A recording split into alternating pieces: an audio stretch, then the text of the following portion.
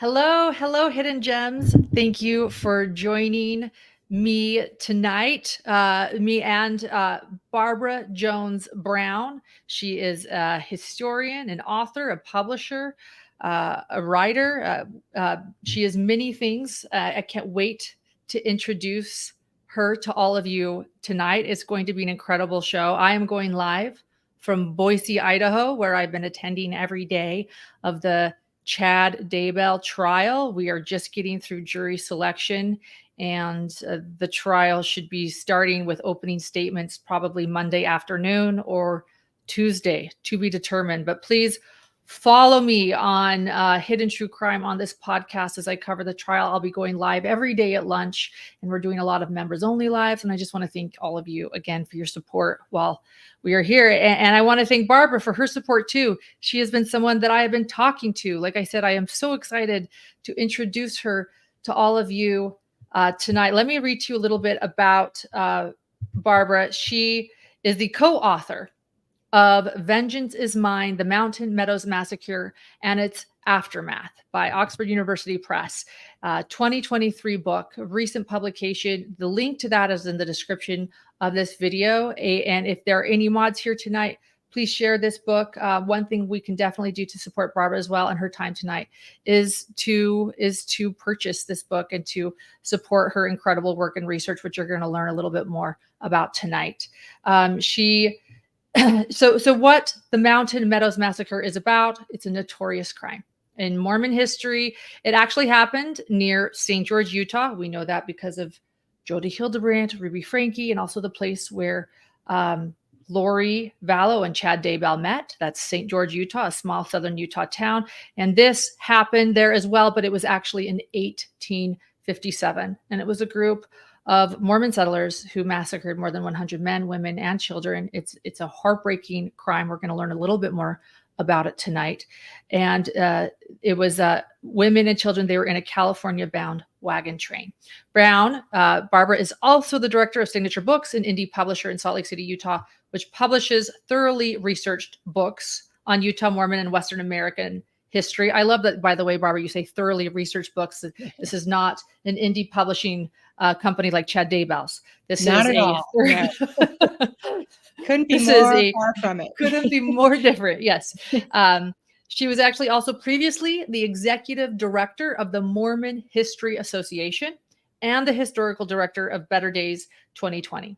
Barbara, you hold a master's degree in American history from the University of Utah and a bachelor's degree in journalism from Brigham Young University.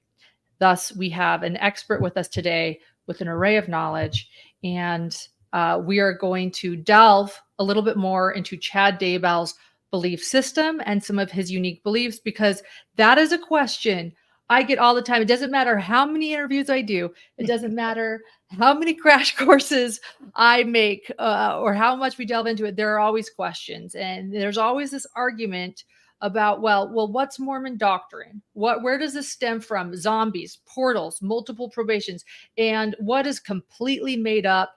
And what did Chad Daybell get from The Simpsons or Star Trek or Dungeons and Dragons? And so we're going to tackle that tonight. And so I just thank you everyone for that is here. We already have a large crowd. Please keep this respectful tonight is my request tonight in chat, because I know that religion is always a fragile and delicate topic, something that you avoid at Thanksgiving, but then you embrace here on a live YouTube show on a Saturday night. So thank you to those that are just very careful about what they say in chat. We want to respect everyone's religions, everyone's beliefs here tonight, except for Lori and Chad's. We can mock portals all we want tonight. That's fair game. So, so that's our plan for tonight. And I want to start though with Barbara sharing a little bit about herself and her interest in this historical Mormon crime and how you came, Barbara, to write this book, Vengeance is Mine, and your journey, because I think that's so important. Sure, absolutely. Let me just start by saying one reason why I've really resonated with you, Lauren. We've never met in person yet, but I feel like you're my good friend already, just from talking on the phone and from me watching all of your podcasts.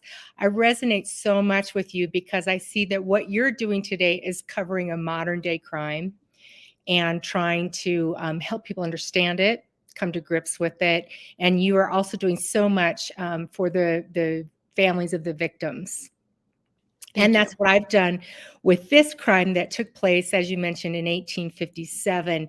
And with these horrific crimes like this, the pain goes on. I have learned it's intergenerational.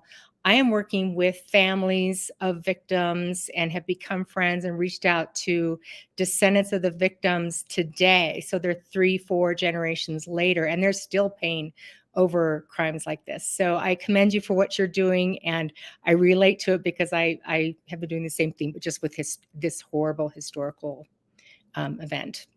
Thank you. Yes, I do feel a connection with you in that sense. Thank you. Yeah. So I first learned about the Mountain Meadows massacre when I was 22, so a young woman. The massacre, as we mentioned, took place in 1857 on September 11th. Kind of a notorious date, coincidentally, when a group of California-bound immigrants from Arkansas were headed in a wagon train, trailing a large herd of cattle, headed towards the newest state in the nation of California to start a new life there. They had big dreams. They were traveling mostly as young families, and there were more than 100 people that were slaughtered in this crime. They were murdered by a group of Mormon settlers in the area. It took place, St. George did not exist yet at the time. It took place about a 40-minute drive north of St. George at a place called the Mountain Meadows. I first learned about this story, about this truly hidden crime, this historically hidden crime, as I mentioned, when I was 22. And there was a lithograph hanging on our wall. My dad loved Mormon history things, Americana, Western American history things. And so we had all kinds of historical things around the house and hanging on our walls. And there was this 1877 lithograph that appeared in Harper's Weekly magazine or newspaper at the time that my dad had an original of, and it was a fold out and it was hanging on her wall. I should have sent you a picture of it, Lauren.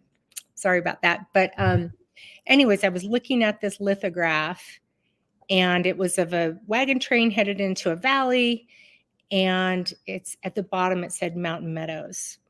And I had never looked closely at it before, but this day I looked closely and I noticed that hidden in the rocks that this 1877 artist had depicted very racialized, stereotyped images of Indians that were hiding there. They had headdresses, not at all accurate, knives in their teeth, and they're kind of sinisterly looking at this group of people going into this valley. And then it said Mountain Meadows.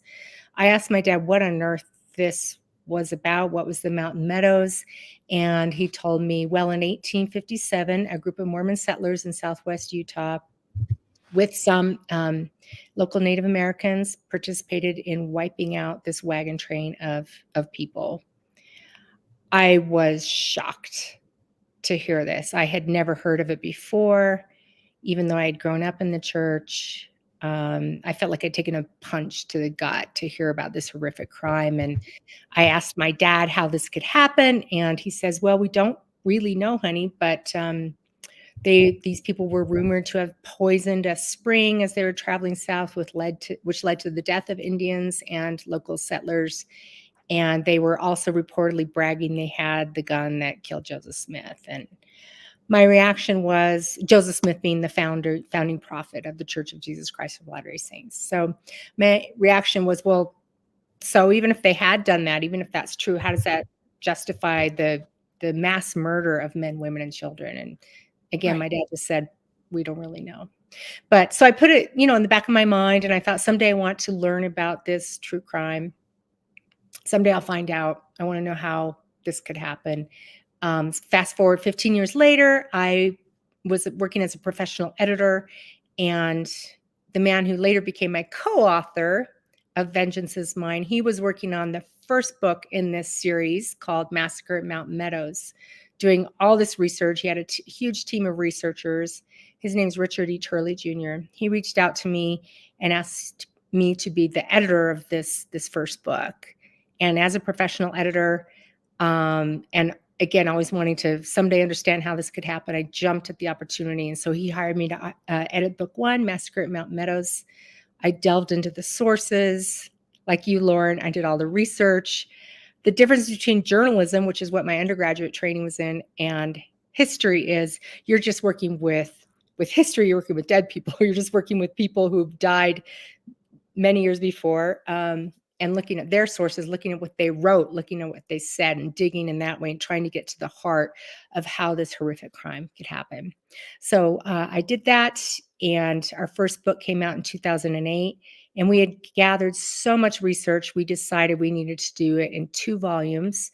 And so Rick Turley asked me to be his co-author with volume 2. I went back to grad school, got a master's in American history so I could be a historian instead of just editing historians, and co-authored that book with him that came out in 2023. And the difference is the second book picks up where the first one left off. We do bring readers up to speed through flashback and summary, so you don't have to read book 1. You don't have to read them both if you don't want to. But the second one picks up where the first one is and then goes all the way through 1877 with the execution of one of the perpetrators of the crime and the death of Brigham Young, who was Joseph Smith's successor as president of the LDS Church. And it's absolutely devastating. It's absolute tragedy. There's a few people in chats I want to share. Barbara is a fact finder. She's a historian. That's what she does. There's no she's not an apologist. She's not defending anything. You delved into this to learn facts wherever it led. Yeah, we don't hold anything back in our book. We tell the story, warts and all. And it's important to do that so that we don't keep repeating mistakes of the past. And so that's why it's so troubling to me when I see these modern day crimes happening, when people get into extremism and repeat these horrific crimes. And so that's why I've been so interested in these most recent crimes that you're covering, Lauren. Yeah, thank you. And so your desire to sort of that moment, it's seeing that lithograph, that moment, you just realized at that moment that you just couldn't let this go. I just, that resonates a lot with me because I just will never forget the first AP article about the Daybell case. I will never forget the moment I read it. And it was the day it came out that there were 2 missing children. It was the AP Wire, which I had the alerts on my phone, and I just read it and I stared at Lori Vallow and Chad Daybell. And really, I was just, what is going on? And I just haven't been able to let go of it. So that moment really resonates with me too, that you just couldn't stop researching. Maybe this is the story you were born to tell, Lauren. We'll see. My predecessor, a woman named Juanita Brooks, she was the first historian to publish a scholarly book about the Mountain Meadows Massacre in 1950. And she said she felt like it was the story she was born to tell. I feel like Mountain Meadows is the story I'm born to tell and tell and tell and share again. And I just think you're doing a great job with covering it with this story, Lauren. Thank you. Well, thank you so much. And thank you for processing a lot with me. Barbara and I have had private conversations multiple times and just trying to process this together. We've sent each other research over many months. And I want to delve a little bit more into the Mountain Meadows Massacre as well, because as you point out, it was a hidden crime and it's a crime that should not be forgotten. And it's victims that should not be forgotten, whether or not, the survivors of the victims generations later. And so we're going to also touch back into that in just a little bit as well. With the Daybell case, well, and let's just say this, it hasn't just been the Daybell case, it's been Jody and Ruby, admittedly.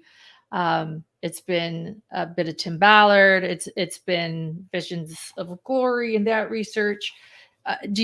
So in some ways, you do see a bit of a repeat, a bit of a rabbit hole, would you say? That in terms of like extreme thinking with Mountain Meadows, it was, there's all kinds of circumstances that led to it, political circumstances. There was a war. It was a war atrocity.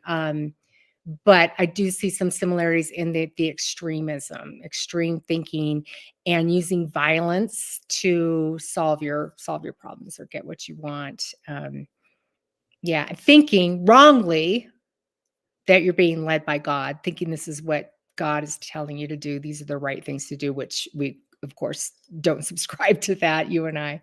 But so some similar things I see. It Yeah. is, Well, I think it is just a coincidence, but it is really striking to me that, those images of the kids, the Frankie kids that were rescued so thankfully from Jody Hildebrand's house, that is so close to where the Mountain Meadows massacre took place. It's within 30, 40 minutes. And then, of course, Chad and Lori meeting in St. George. It's wow. well, not only that, but the little tiny town. Here's a tidbit for you, Barbara. I haven't even told you this, but the teeny tiny town where Jody Hildebrand lived, Ivans, Utah, Yeah. where R escaped. Chad Daybell, the day he meets Lori Vallow, he's speaking in St. George, Utah, and he references Ivans in his speech as a gathering place. I mean, that's how oddly these places are interconnected. And then you realize that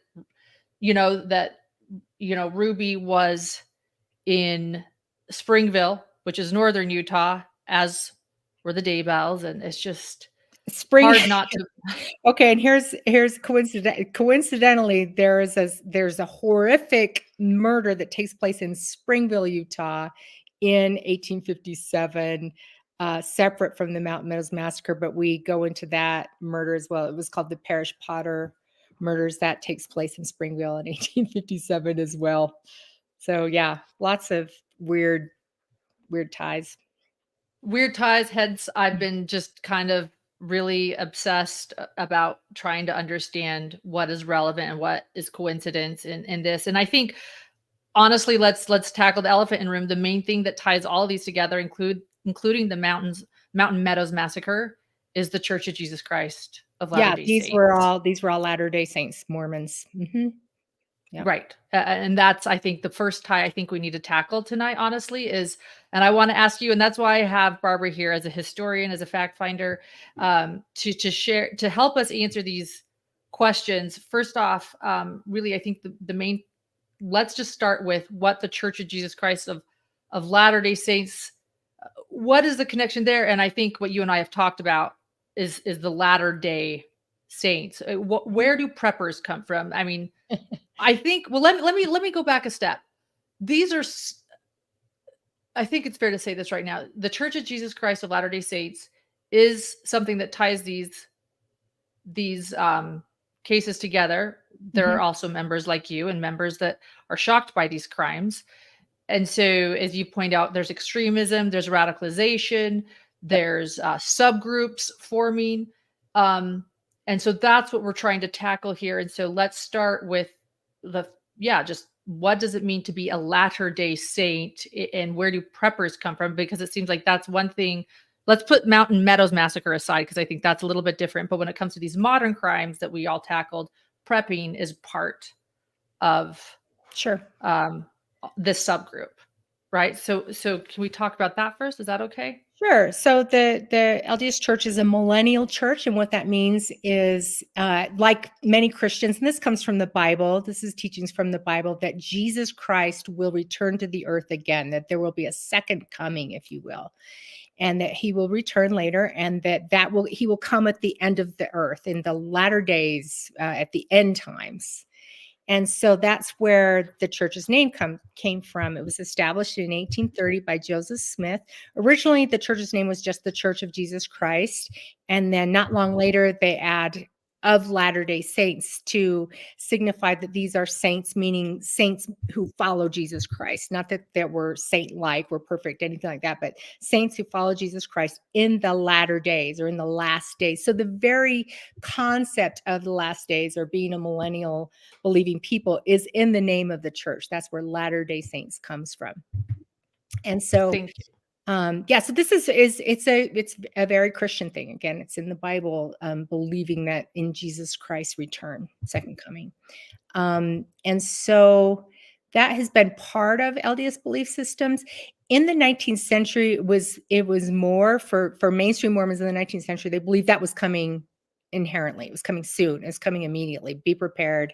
It's coming soon. Joseph Smith was saying it's going to come in our lifetimes, and that has continued. I don't want to say that has stopped, but that's kind of like the foundation. But like garden variety, everyday Latter-day Saints, we're not running around prepping.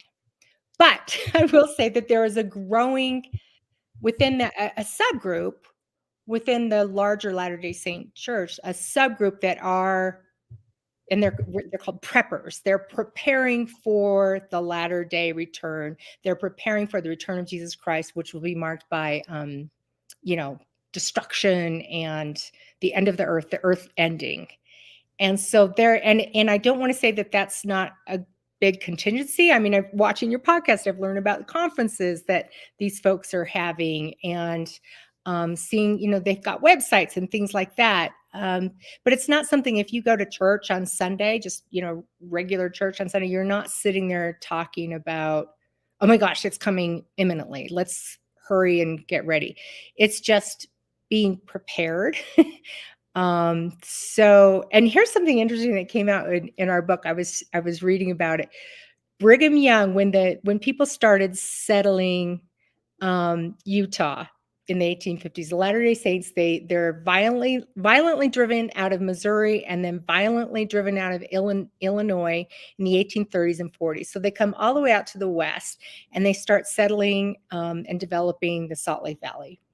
And so there's nothing here. The Native Americans, of course, have been here for generations, multiple tribes. But other than that, it hasn't been developed with white man's ways of developing or living. And so they're out in the middle of nowhere for them, and they start farming, and they're just barely surviving. They're living on the ragged edge, is how Juanita Brooks put it. And so Brigham Young starts saying, okay, so that we don't starve to death, start a 2-year supply of wheat and, cache your grain so that if we have our crops fail next year, we'll still have this 2-year supply. And that was fascinating to me to read that started in the 1850s, because then modern day prophets, more recently in the 20th century, were saying, we'll have a 2-year supply of food. And I thought, that came from the 1850s. So me, I don't have any kind of a food supply, nothing. But a lot of Latter-day Saints might have a 3-month food supply just to be safe. And then, of course, when COVID hit and everybody was like, oh, this is so good, we've got a 3-month food supply. But then there's we have like a room of toilet paper from COVID. Yeah, then there's some that, the hoarding that took place among all Americans, frankly, or many Americans going out and buying toilet paper like crazy. Anyway, so there's some Latter-day Saints that they might have a 6-month supply or a year supply, but you don't hear that as much anymore, like have a 2-year supply. But then there is a subgroup of folks called prepper. I don't think that they don't consider that a derogatory term, do they? Or do they? I don't know, Lauren. They don't. Chad Daybell calls himself a prepper. Okay. Rod Meldrum calls himself a prepper. So they do believe that they are preppers. Yes. Okay. So they're like storing up these supplies. Looking at Jody Hildebrand's house, for example, she was stockpiling stuff like that. Wow. I mean, Jody Hildebrand was stockpiling, and I did share with our listeners that I did go into her home, and I saw the mass amount of like storage beneath her house, and to put basements in her Kayenta basements in basements, right? It's just crazy. And the rock that you have to cut through to even do a basement. Most of those homes in that area do not have basements because of the rock that you have to cut through to make a basement. And so it was just bizarre. That she was preparing. So one of your gems just asked how is food storage different from preppers? And so, like I mentioned, food storage is more just like, just have a supply of food on hand in case you lose your job and you come into hard times or that kind of thing. But preppers, I would say, it's folks that are storing up tents and generators and guns and ammunition and all kinds of stuff like that. That would fall more in the prepper category. That's my take on it. No, I think that's a fair take. my family and I, we could probably live 2 weeks on the food in our house, you know? Yeah, yeah, and to those that do prepare, it's smart, it's wise. Yeah. I'm always talking to Dr. John about how, hey, do we need more water? We're in Las Vegas. If something What if the happens, water supply? Yeah. yeah, it's Yeah. always smart. So Yeah. it's not. But I think the reason for the prepping is interesting too. It's not necessarily like, oh, if something really bad happens, it's, I think, specifically preparing for absolute chaos and the second coming of the Yeah. Savior, The maybe to point destruction out of too. the destruction of the earth is coming now, and get ready because it's coming right now. And that's what I see when I watch the podcast and see the things that you're exploring, Lauren. But I think it's important just to point out for garden variety Latter-day Saints, yeah, we're told to have food storage and be prepared for any circumstance. But the kind of stuff that some amongst our midst are doing is more just kind of like something I don't relate to, if that makes sense. Yes, people are using their entire life savings, and I've Yeah. actually talked to many people through my research. Many people have told me, even off record, people I don't not everyone I speak to wants to come on camera and share their story. There's a lot of shame in this, but Mhm. parents, mothers who have spent their entire life Yeah. savings preparing. They have nothing left, but they have a giant army tent in their garage, but no money, but they're prepared for Yeah. the tent city that Chad Daybell spoke of. That's what we're referring to, is this extremism. Exactly. And I think that's so sad because that's the exact opposite of what modern day church leaders are saying. It was just like, just be prepared in case you lose your job, or in case like a pandemic hits, or whatever might happen. So Yeah. to lose everything is the opposite. Is to be self-sufficient is like the reason to have food storage and be prepared, is to be prepared for any situation, not to be destitute. That's the opposite idea behind it, I feel like.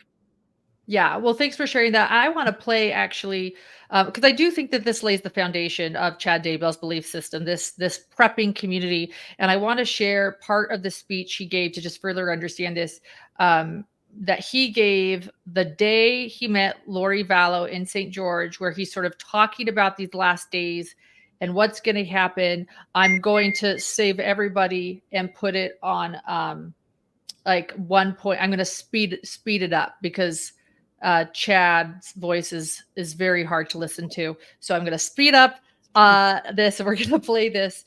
And I just want you guys to kind of understand, this is what he was sharing. At Lori Vallow, remember, is in the audience at this moment. This is something that's exclusive on our channel. And like I said, I will speed it up. As we learned that his nickname is actually the Slug. I don't think you know that, Barbara, but in the Madison County Jail, you did tell me that. They call him Slug. So here we go. St. George, Rexburg, Manti. I think what will happen is this group will travel from St. George, the elders of Israel, to Manti, St. George, merge with them, because I've seen that as kind of a bigger group. Exactly. And then they will meet at Fort Bridger, Wyoming. It's almost a historically symbolic meeting place where the Saints have had their army before, when they had to battle Johnston's army in 1859. But at that point, the leaders will come together. The coalition army will have gathered into Denver, where their leaders are, and just preparing to wipe out anybody who's left in the Rocky Mountains or capture them. Lori, can we pause for a minute? Yes, please. Lauren. Yep. Okay, that just blew me away what he said. He said, where the Saints fought off Johnston's army. That was 1857. So one of the conditions that led to the Mountain Meadows massacre is the president of the United States at the time. His name is James Buchanan. He believed, I won't go too deep into this, but through a series of events, he believes that the Latter-day Saints are in rebellion and that they are threatening to secede from the Union. They are called Utah Territory at the time. But the Latter-day Saints are practicing polygamy, which is not in line with American standards of monogamy. And also there's a growing theocracy in that Brigham Young is not only the president of the Church of Jesus Christ of Latter-day Saints, again, he's the immediate successor to Joseph Smith. He's also the governor of the territory. And so the president believes there's concern, and he sends out a new governor to replace Brigham Young. He's been told that the Mormons might rebel and they might kill the new governor, so you better send out an army with them. So he sends out 2,500 troops to Utah. Brigham Young and the Latter-day Saints, from their perspective, they, again, have been violently driven from Missouri and Illinois in just the past decade or two. They freak out. They're like, we don't want troops coming and occupying our territories. And so they decide that they're going to resist these approaching troops. And the leader of that army, his name was Albert Sidney Johnston. And that is what Chad Daybell is talking about. So those troops come out in 1857, and the Latter-day Saints are trying to do everything they can to keep the troops out of their territory. Political conflict ultimately leads in this heated environment of war hysteria. The Mountain Meadows massacre occurs. Wow. Yeah. So that just kind of shook me right there when Chad Daybell says, oh, well, this is where the Saints resisted Johnston's army. That's what he's talking about. He's talking about the 1857 Utah War. Again, and Mountain Meadows was an atrocity that happened in the context of that war. That blew me away. This is why I have you on. And this is why I have you on. Thank you. That's why I want to. Okay. And feel free to talk over this and tell me to pause whenever. We'll just keep playing this for a bit. Okay. Thank you. Emerge from the Rocky Mountains and take care of the coalition and be a spiritual powerhouse. And when that war, people say, well, when they read my books, it's like, well, that wrapped up really quick. But in reality, that's what's going to happen. They will be so strong and prepared that the coalition forces that remain will not have any way to stop them. And we'll also have spiritual warriors on the other side.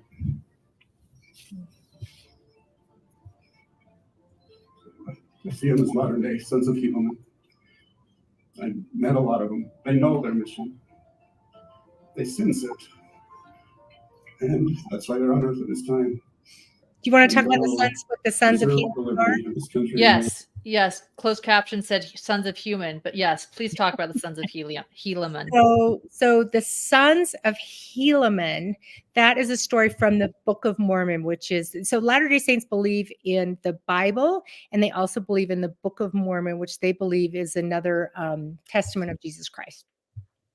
And there's a story in there about the sons of Helaman. These are young men who fight for the liberty of the people. They stand up and fight for freedom and liberty of people in their time. Book of Mormon. So, yeah. For liberty. The young men who are going to fight these wars today, they're the modern day sons of Helaman. That's where he's getting that. Yes, and we even, well, yeah, I won't go there, but exactly. We have Arnold Freeberg paintings of these young stripling warriors. They're called fighting for the title of liberty or for freedom.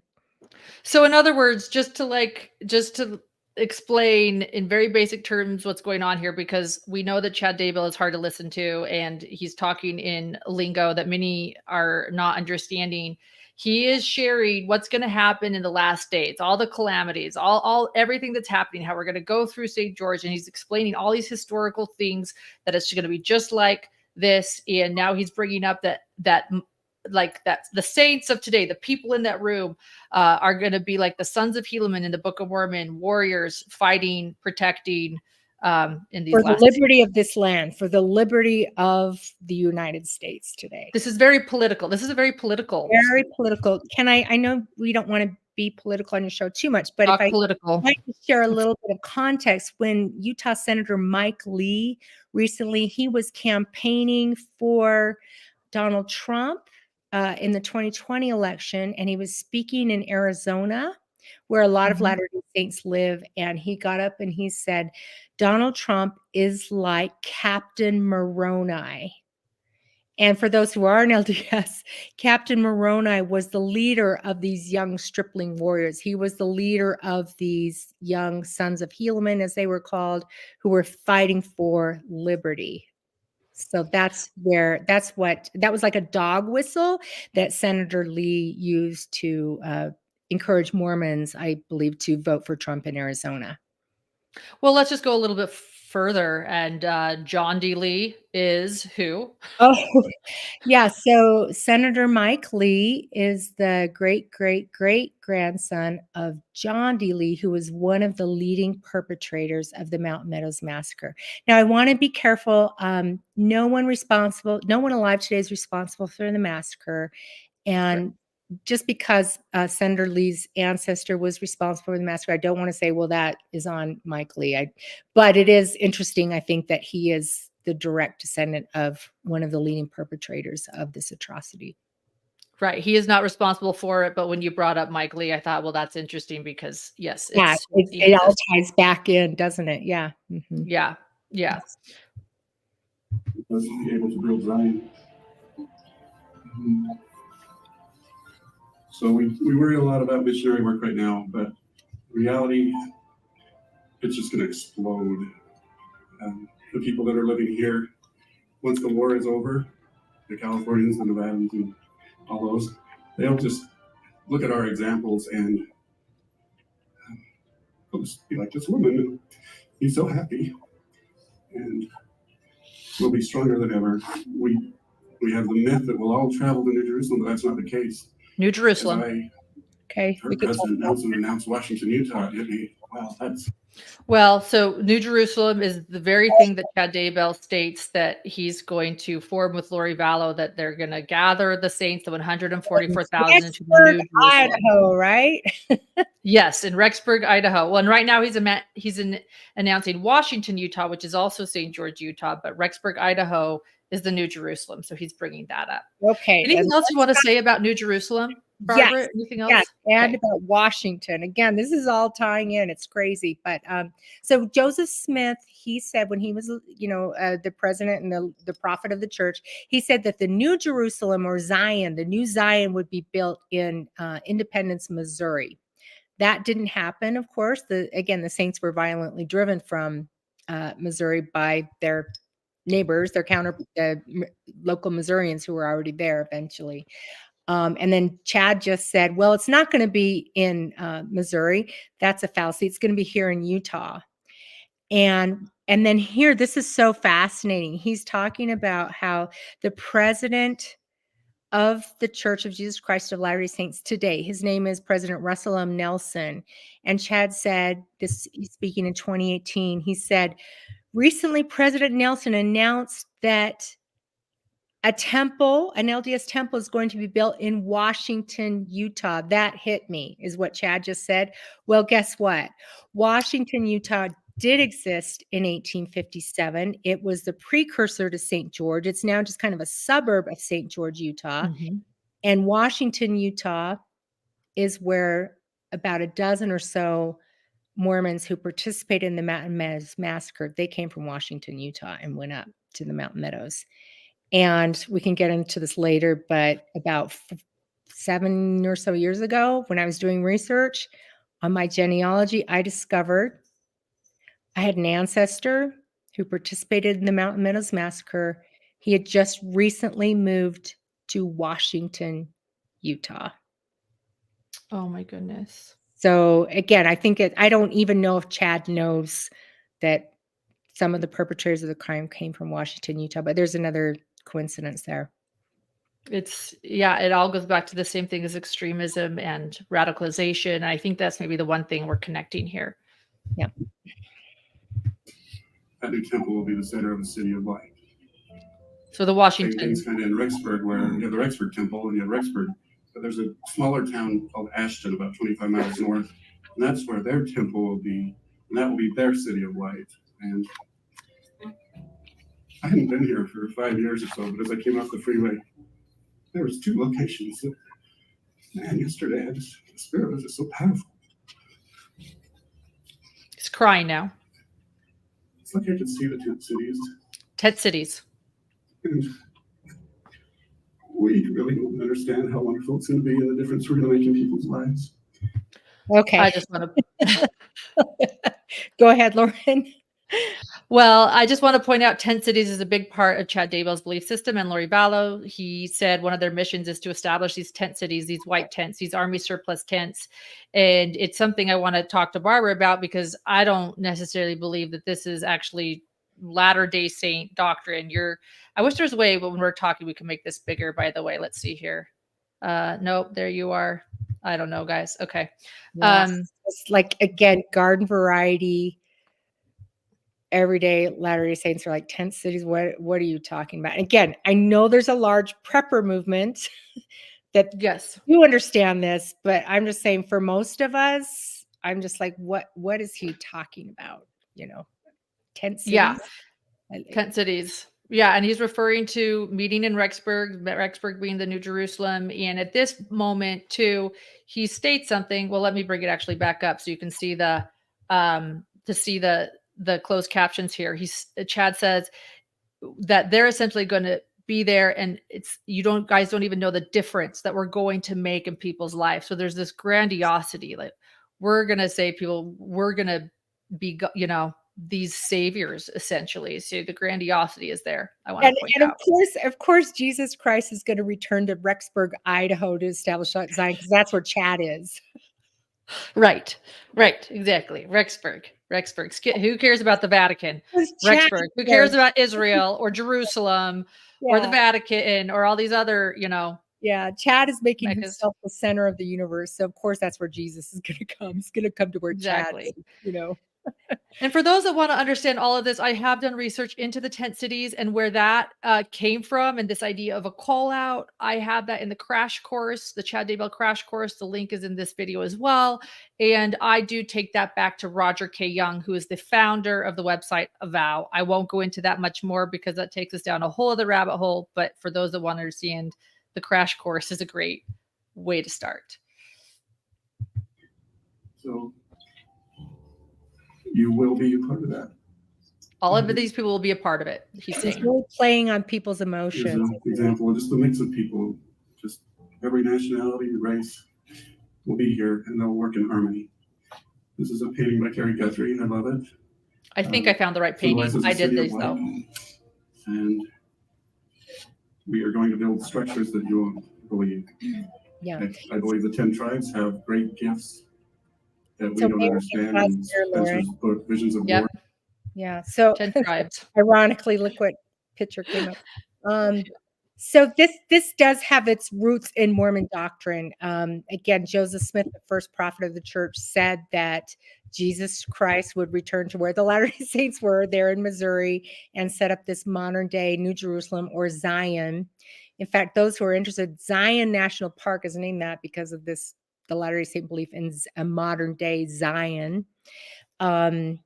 So that does have it, that all people would gather to Zion in the latter days when Jesus Christ comes again, and that the lost tribes of Israel that are spoken about in the Bible, they will all return, and that the earth will be renewed. And that's kind of what you see, I think, in this Visions of Glory cover, is like looking like a millennial earth. The earth will be renewed. Yeah. Okay.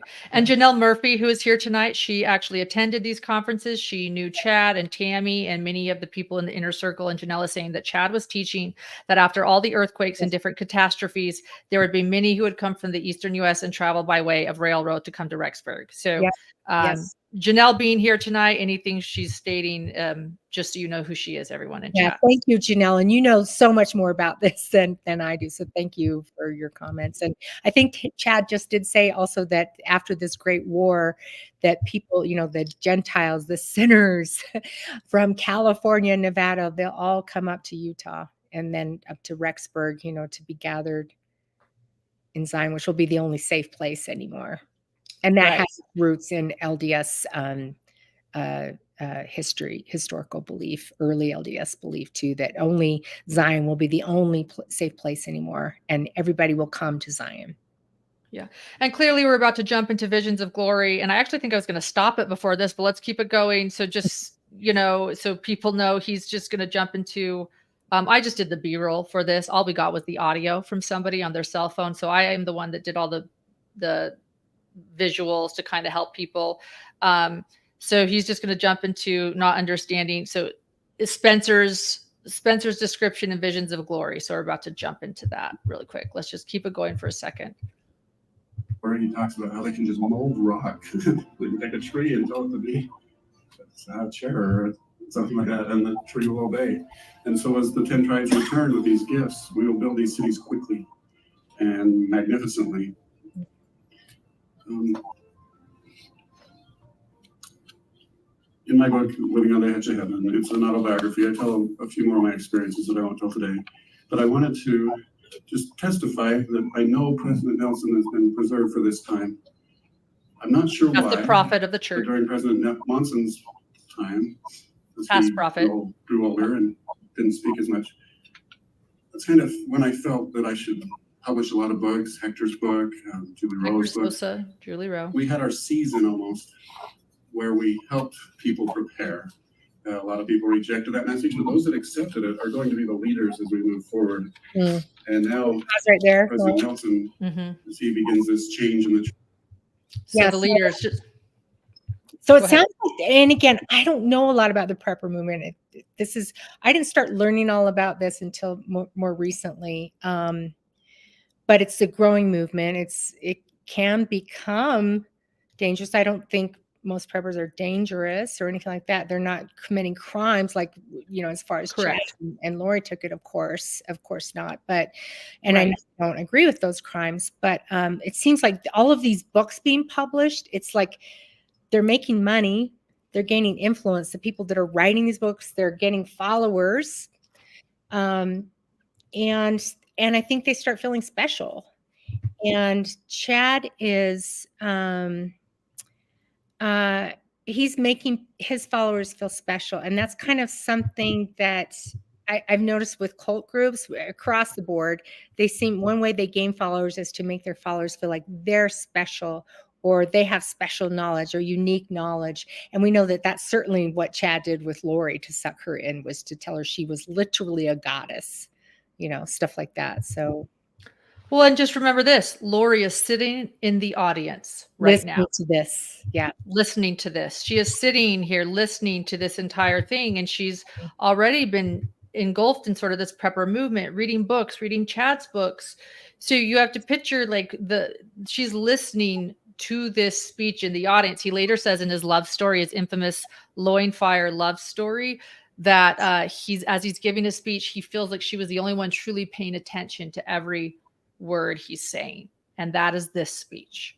So yeah, I think that gives a good, well, let's just see what continues, and then we can go, because what he doesn't talk about, well, let's just keep going for a second. Church, those that are prepared and awake just latch right on, and I want you to know that's where I'm at. I'm just latching on, trying to hold on to that 94-year-old hotel. And Elder Oaks and Elder Eyring, of course. I don't know if many of you know, but Elder Eyring's son, Henry J. Eyring, is the president of BYU. Okay, so I think where he goes from here, this is a good place to stop. But I think what he's saying is, if you are ready, you will latch on. So it's very manipulative. If those that are ready and willing and spiritual enough, you will latch on. And then, of course, now he's about to name drop leaders to validate. He's going to bring up the president of BYU Idaho, who is in Rexburg, as Henry Eyring's son, and that's where it goes. So I think name dropping. Go ahead. Yeah, I think we should point that out. So these last few names that he's named are leaders in the LDS Church, and so it's almost like he's saying, "Yeah, I'm out here being fringy, saying all this stuff, but guess what? Like, I follow these mainstream true leaders of the church." You know what I mean? It's kind of like trying to make it safe for what he's saying. But we should point out, he is using their names. He is dropping their names to make it sound like he's, right in line with the leaders of the church. Yes. And so we'll end it there for anyone that wants to listen to that entire speech. It is on our channel. So thank you. I didn't tell you that I was going to play that, but as I was preparing, I was like, well, he explains what he believes. He also, just so he goes into Chad Daybell goes into his near-death experiences in that speech. We actually gave this speech to Netflix director Skye Borgman, who actually used that in Sins of Our Mother. And he talks about his dive into the lake where he says his veil separated from his, I don't know, he talks about it in a very tangible way. And maybe veil is something we can talk about too. But before we go there, just to conclude the prepping thing, Isabel, thank you so much. She states, where do LDS leaders state that prepping is only for hard times rather than for end days? Thank you for this episode. And that's a great question, because they don't, that's true. They don't say it's just for hard times. Do you want to answer that, Barbara? Well, so again, it starts with in the 1850s, where Brigham Young is saying have a 2-year supply because in case there's crop failure, and that was a very real need at the time when you're just settling a new area. It's hard for us to understand, but like, there's no easy food supply. There's no grocery stores, of course. There's nothing. You are literally depending on the farming you're doing and living off the land. So that's the earliest I can see it in LDS church history, is in the 1850s, Brigham Young, after the Latter-day Saints have recently come to the Salt Lake Valley and they start settling it. And then you see it kind of passing down, again, that 2-year supply, have a 2-year supply ready just in case for emergencies and so forth. And then even the church has what's called self-preparedness, stressing the importance of being self-prepared. So they stress having 72-hour kits, meaning if there was an earthquake, which is a very real threat here in where I live in Utah, along the Wasatch Front, there could be a big earthquake someday. Have a 72-hour kit so that you can, if there's an earthquake, you've got some water and you've got some food that you could survive for 3 days until, help comes, that kind of a thing. So, and being self-prepared in terms of making sure you have savings and you have a 401k, you're just preparing so that you're self-reliant and so forth. And that's kind of the way mainstream LDS are practicing. And again, preppers can be mainstream. There's like a spectrum. I don't know how to explain it. And there's a growing prepping movement, but the preppers are more, I feel like, preparing for this end of times disaster. We're going to go out and live in tent cities and Jesus is coming immediately. So there's a difference there, if that makes sense. I hope that I answered your question. It does. It does make sense. And by the way, Brandy says, I really think Chad and Jody had some of the same friends. You are absolutely right. We have tied quite a few people to them that are similar. It's odd. Yes. So it's this sort of growing subgroup of people, and there are different spectrums. I thank you for sharing that. I went to one of these FERB expos and I met some very kind, very sincere people. So we're not putting all of these people that are prepping and preparing for the last days into this murderous cult. No, not at all. I don't think most preppers are criminals, of course. I'm not saying that. I think then there's a subgroups are forming within the prepper movements that do become dangerous. Chad and Lori, Jody and Ruby being some examples of that. And that's some folks do become dangerous. Yeah.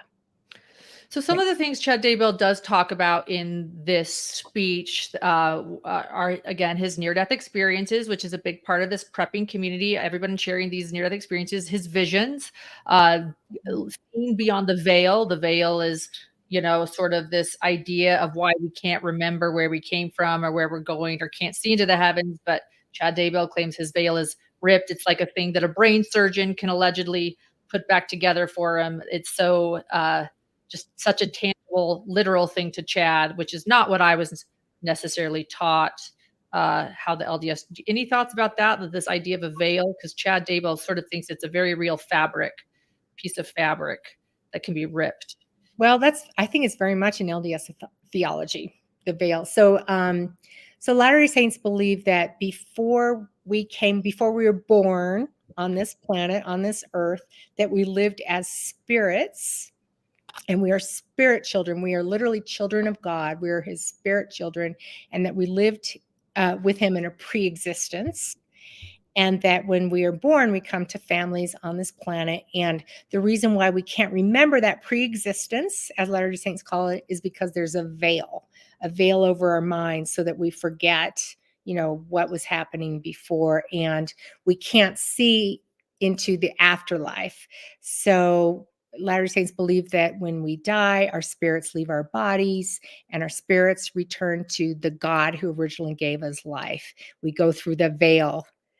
And So as I understand it, what I've been learning is Chad believed if you, and some of these other followers, Julie Rowe and others, believe that if you have a near-death experience where you die and you kind of come back, that your veil has been ripped and you can see into the next life, and you can have visions, and you could see things that just mere mortals, other people can't see.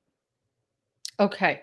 So in other words, the veil is a part of LDS theology, but Chad took it and Julie Rowe kind of took it to the next level by saying this is something that can be ripped. Thus, I'm a visionary, just like a prophet or anything else. Exactly. And that is not recognizable to garden variety Mormons, like our veils being ripped or we can have visions. Like that's like, I had never heard of. Okay. Yes. Fair enough. But that does have some foundation in LDS theology. So that veil is LDS. Yes. Things he doesn't mention in this speech, which I find really interesting because Chad Daybell is absolutely believing these things at this time. Do you think he's actually believing them, or do you think he's preaching them to manipulate people? Well, I have that as a question for you that it starts. Someone asked you that. So maybe we could talk about it. I go back and forth, just so you know, and where I'm laying right now, where I am right now, and I am so willing. This is an opinion that has probably been the most up and down opinion of mine. It could change tomorrow. But where I am right now is I believe that Chad did believe it, but that he knew he was lying, but he lied so much he believed it. And Maybe where I've come to that, and where that comes from is I do believe that he believed in the Church of Jesus Christ of Latter-day Saints. I do believe. Okay, so you believe that. I believe he believed that. So if he believes in the veil and he believes in revelation and he believed in visions and he believed in the last days, which is all the stuff we're talking about right now, what's LDS, what isn't. So if he believed in this foundation and he's now with these sort of extremists and he's being radicalized, or he is radicalizing others too, at what point did he stop believing it? And so was he BSing it? And then he just started to believe that, oh, maybe I am a visionary. So now I'm starting to feel like he did believe it, but where are you? Well, you're not where I am. We're just speculating here. So I'm just wearing, I'm taking off my historian's hat or my former journalist hat. And if it's just me, Barbara, talking. Yeah. This is just us. We just put facts aside for a second. We're speculating as friends. So I think definitely he was a true believer in the, Church of Jesus Christ of Latter-day Saints. I think he has a hard time providing for his family. He has a hard time making money. He starts this little press with his wife, Tammy, and he starts seeing Julie Rowe, who he's publishing, and she's selling a lot of books, right? And she's making some money, I think, by claiming she's had near-death experiences and making some wild claims. And he starts seeing she's pretty successful. She's got some followers, and he's like, I want to make some money. Because his family members have always said, if I'm right, they never heard him talk about him having a near-death experience until after Julie Rowe. And then all of a sudden, Chad's like, I had near-death experiences. And he starts writing books and making these claims. And then he starts making a little money off it. He starts getting some followers. And I think he's like, okay, this is the way I get some money and power. And ultimately, sex. There you go. And as Liz says, his near-death experience, he had a belly flop. And how many of us? I mean, we've all done cliff jumping, and but did we? Anyways. And so that's a great example. So that those near-death experiences, I have confirmed with people that Chad did indeed have those experiences where he got hit by a rogue ocean wave. That's one of his near-death experiences, and jumping off with the guys. But nobody ever remembers him saying, oh, and by the way, my veil just ripped. Nobody. So while the experiences are real, him relating to them to a near-death experience did not happen until after, as you point out, Julie Rowe made him a little bit wealthier. Well, and exactly. And do you remember Lori Vallow's talk after she was sentenced?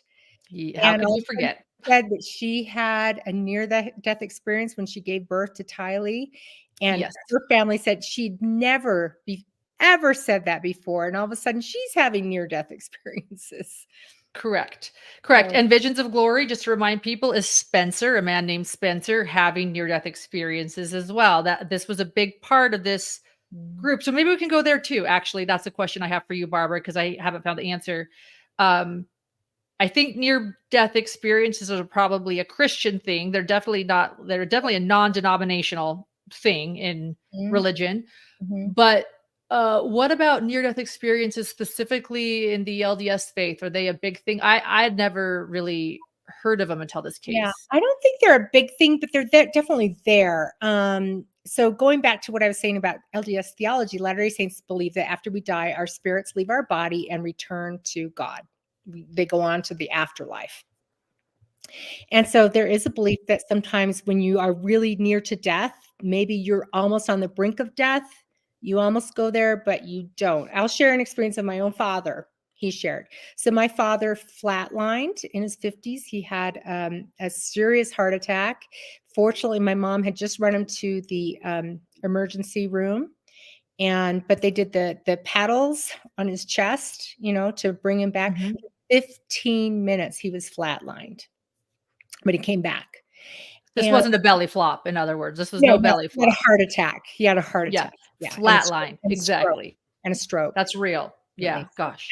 That's real. That was science. But he did say, he told us later, he said, I had the impression that I was like on that brink, that I could either go on, I could die, I could go on, or I could stay, and I could stay back with my family and not go on, and that he had a choice. And my dad said he had the impression that he made the choice to stay with his family, stay with us, and that people on the other side of the veil, so his ancestors, people who had gone before, applauded his choice to come back. So that's like in my Neat. own family.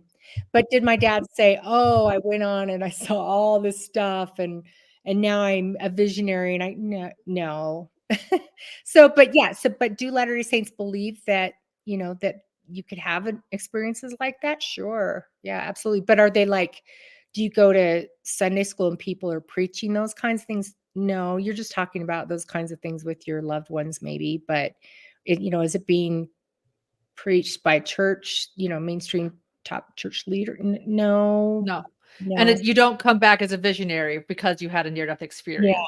But I will say in church history, if you look at church history, like 19th century church history, for example, you will see some people in church history talking about having experiences where they like talk with a ancestor or a relative that has passed on and comes back to visit. Brigham Young, for example, he says that Joseph Smith, after Joseph Smith is assassinated, that Joseph Smith comes and talks to Brigham Young once. Okay. So that's real. That's LDS theology. So there you go. So there is a foundation then in some LDS beliefs that Yeah, can so then I be think taken to the next level. that are then taken to an extreme. So when Chaz was like, okay, then our veils are ripped, and therefore we can see anything and predict the future and all that stuff. That's like going beyond mainstream. Right. Just showing how you can take a base, a foundation of something that's part of religion Take and it and to an radicalize it, extreme. Yeah. take it to extreme. And thank you. And this is exactly what I wanted you to do. Yeah. The question I always get, and I can see that we have over 3,000 people in chat right now. So clearly this is a question I always get is what has its base in LDS theology and what is completely made up out of his brain, and I've always said Chad doesn't have original thought. So you're really helping us kind of understand Yeah. what happens. So here are the things he doesn't talk about in that speech, but we know that he believed because multiple mortal probations or reincarnation with a twist. Yes. And it was at this conference, this speech was at the conference where he used that pickup line on Lori and he said, "Hey there, you and I were married in a past life." Yeah. So we know he's believing in it. And it seems to be like, sort of like, I've kind of compared it to I don't like, think he's believing that. I think he's using it to manipulate Lori. okay, You're hot. You used to be my wife. Yeah. But I think yeah, maybe. she She believes took it. it. Hook, line, and sinker. Yeah. Well, one thing I've been to one of these conferences. Preparing to People no longer exists. Well, it's been rebranded, but the Firm Expo still exists, and that's where Melanie Gibb and David Warwick were the night JJ Vallow was killed. Was at a Firm Expo. So I went to a Firm Expo, Book of Mormon Evidence Conference. It's not LDS sponsored. I went a lot of preppers. And I will say that I thought I was going to go in there and learn that all these people believed in multiple modal probations. They didn't necessarily, but some of them did. Some of them absolutely did. And so I kind of compare it to like the secret menu on the In-N-Out burger menu. You know, but you're like the in crowd, like you go up, you're like, I'm going to take my burger animal style. And it's not on the menu. You're like, I'm on the In-N-Out. I know my In-N-Out. I'll have so a Dutchman. Exactly. If any of you don't know what In-N-Out is, those are all the secret menu terms. Yeah.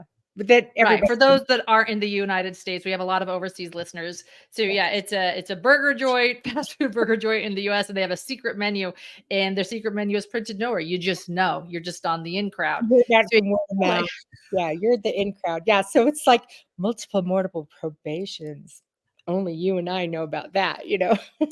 Right. There is no speaker at these conferences talking necessarily about multiple mortal probations very openly. It seems like it's sort of an underground, but a lot of people, a lot of these preppers and a lot of this group that we're talking about believe in multiple mortal probation. So this is, I just have to ask you, like, I've interviewed Eric Smith about it. I've dug deep. What can you tell us about multiple mortal probations and the theology of the LDS Church? Before I begin, let me just explain for people new to this. Multiple mortal probations is living again and again as different people. It's not totally reincarnation because you don't come back as a plant or an animal. You always come back as another person, an important person too. So go ahead. Or maybe you're not an important person in this life, but you sure as heck were in previous lives. You were really important before. Yes. Okay. Okay. So we talked a little bit about, Latter-day Saints called the plan of salvation. So before we came to this earth, we were living as spirits. We were children of God, living with God in a pre-earth life. All of us are brothers and sisters. And, Jesus was there. We were all there in this pre-earth life. And the plan was that God's plan was we would come to this planet and gain mortal bodies and be tested while we're here on this earth. And if we live worthy and prove ourselves, we can return to live with God again in our spirits and as families after we die. So the time that we're here on earth is called a probation, or in other words, a test, if you will, but it's called a mortal, when we're all living as mortals, when we can die, a mortal probation. So Latter-day Saint theology is that there's just one mortal probation. We come here once. There's not this reincarnation coming back over and over and over again. So for me, and again, for most Latter-day Saints, when we hear like Chad's teachings about multiple mortal probations, we're like, what on earth is he talking about? That's like completely unrecognizable.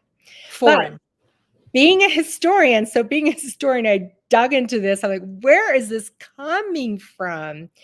And I was stunned to find this, but there was a man named Orson F. Whitney, who eventually becomes an apostle in the church later after he denounces his belief in reincarnation. But there's this little group in the 1880s of Latter-day Saints in Utah, and they believe in reincarnation. And it's our fringe group.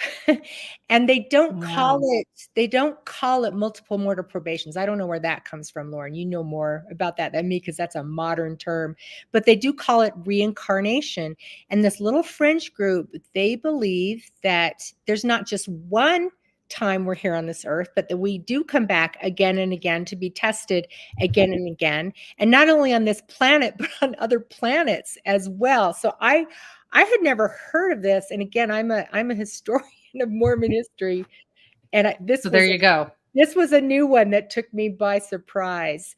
So this little fringe group, it existed in the 1880s, and it was started by a man named Charles W. Stainer. He started this idea, and he gets some fringe followers, and he's preaching reincarnation. And he says, he starts assigning people names in his fringe group of who they were and their prior mortal probations. And just like Chad Daybell, the names he's assigning people, they all used to be these leaders in the Bible, biblical times, leaders in the Book of Wow. Mormon. And not only that, he says one of them, this is the 1880s. He says one of them used to be George Washington. They're all like used to be very important. Very important. No one's a slave. No one's a pauper. It's just really Joan of Arc, George Washington. Okay. And like Isaiah and Peter from the Bible. And I mean, they're just assigning all these people who they used to be. So it makes these people in this little fringe group feel like, I am so important. I used to be so, and they buy into it, including the young Orson F. Whitney. And why this is stunning is because Orson F. Whitney, he's like a leader. He's growing in his esteem among church leaders. He's very smart. He's the editor of the church's newspapers. Oh, wow. He's up there. He is smart. Okay. And yeah, that's the thing. He's smart. But this isn't just like some side guy. He's smart. Okay. He's into this thing. And he's being considered by so in the LDS church, the ruling body is the first presidency. That's the president of the church and 2 counselors. So those 3. And then the quorum of the 12 apostles, there's 12 of them. So the ruling body, the most powerful leaders in the church, there are 15 men. So those 15 men are looking at Orson F. Whitney, and because they think, oh, maybe we should make him an apostle. So every time somebody in the quorum of the 12 dies, that's when a new person is brought in. They ask a new person to come in. And they're looking at Orson F. Whitney and they say, he's got some weird beliefs. And they're like, he's really smart and capable and we like him, but he's kind of out there and he's involved in this fringe group. And this is the 1880s. So history repeats itself. This sounds so familiar. Yes. And so there were like, we're not gonna ask him to be an apostle, like maybe he'll change. So eventually Orson F. Whitney, he's called to be the assistant church historian, and he's going through some church documents, and he finds out that this Charles W. Stainer, who sucked him into this little fringe group, he finds out that Stainer is admitting he's a fraud. And he figures out that Stainer was a fraud, and he said, this is in his journal, Orson F. Whitney. In his journal, he says, I gave him $6,000 of my money. And the 1880s, $6,000 was a lot. And Whitney is like, he realizes, I was taken in. I was taken by this guy. He renounces this fringe group. He's ashamed, actually, that he was sucked in. He feels shame over it. He writes about a lot of his writings. You can see it in his journal. But anyways, he renounces it. He's embarrassed he was ever taken in by it. And then later he was called as an apostle in the LDS church and becomes a top church leader after. So even an apostle was taken by this guy teaching. Well, he wasn't an apostle yet. He was a young man. He was in his 20s when he was sucked in. He was 25 when he was sucked in by this group. But the Stainer guy, he's just like Chad Daybell. And I wondered if Chad read the same information I did when I was just doing this research online and found all this. I wondered if Chad was like, the Stainer guy, he was pretty successful. He got a following. He got money. This is how he did it. Stainer claimed to have visions. He claimed he was going to be the future president of the church someday. He claimed to be able to see all these things. And Stainer was the one who was telling everybody who they were in prior lives. Stainer said he himself had been the Holy Ghost, he said that Orson of Whitney had been the Holy Ghost or the Holy Spirit of the Trinity on another Chad planet. Daybell. Chad said he was so it was this on another planet too. On another planet. This fringe group from the 1880s was so similar to Chad Daybell. I wondered if he read about this and got his playbook from it and was thinking, it worked in before. I'll do it again, and it was working for Chad. He got a small following, and yeah. So This other fringe group, I couldn't find. Maybe I didn't find it yet, but they didn't say anything about, I used to be married to you, therefore I can have an affair with you. There was nothing about that I could find in the records so far, but, and they didn't commit crimes other than maybe Stainer defrauded people of money. But they weren't, violent to what I could see. Fascinating.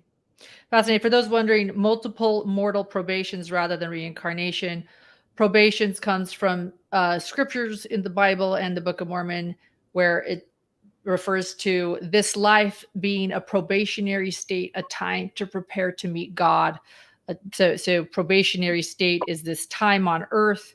Thus, multiple mortal probations means you come to earth to prepare to meet God more than once. And yes, Julie Rowe and Chad Daybell, and many of those took that.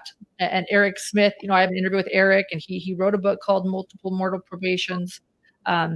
Yeah, that was a big part of this belief. Past life spouses, et cetera, et cetera. Yeah, but I want to make clear that in the 1880s, this exact same group that was saying all the same thing, they were disciplined by church leaders. They were saying, you have to renounce this. This is not what we believe. And they even said, this is of the devil, what you're preaching. This is of the devil. So what happened to Stainer then? He was excommunicated, or keep learning more. But yeah, he was disciplined by what is called a stake president, which is like his local leader. And there was what we call a church council today. And he was disciplined and told, you must renounce all this. And this is of the devil. And Stainer says he does, but secretly he keeps on going with it. But anyway, so church leaders were very much against this, saying this is not our theology. Yeah. Interesting. I wonder if Chad read that part. Maybe he didn't Well, care. if he did, again, that's why I think he knew what he was doing personally. What about zombies? And let's preface zombies with where it starts is possession, which is Christian. Maybe we can start there. Yes. And possession in LDS theology, it's certainly in. So we're going to jump to zombies in a second. I'm not dismissing the term zombies, everyone. I'm trying to start, though, because I feel like the foundation of Chad Daybell's zombies starts with the idea of possession, which is a Christian biblical belief. Can you explain LDS theology when it comes to possession or evil spirits, and then maybe the idea of zombies? Or yeah, so zombies is a term that Latter-day Saints would not at all recognize. So again, when we hear zombies, people are like, garden variety Latter-day Saints, what zombies? What are you talking about? And I really think that I don't even think preppers use zombies. I think that was Chad's little group using that term. But the concept of evil spirits is absolutely in Christian theology. It's all through the Bible, and it's also absolutely LDS theology. So we read in the Bible about Jesus casting out spirits, casting out devils, sending them into the bodies of pigs that run in, and jump in the ocean and are drowned. I mean, that's very much in the Bible. Latter-day Saints believe that in the pre-earth life that I was talking about, that among the hosts of heaven is what we call them, all of these spirit children of God, all of whom we were a spirit person before we came and entered our bodies on this earth, that God presented a plan that he would give us the choice once we came to this planet to choose for ourselves right from wrong, and we would learn to become more like God, our Father. And someone named Lucifer, the spirit child there. So Jesus supported that plan, Jesus Christ. And Lucifer supported a plan. He said, no, I will make them follow this plan. I will tell them what they have to do, and they will not have agency to make their own choices.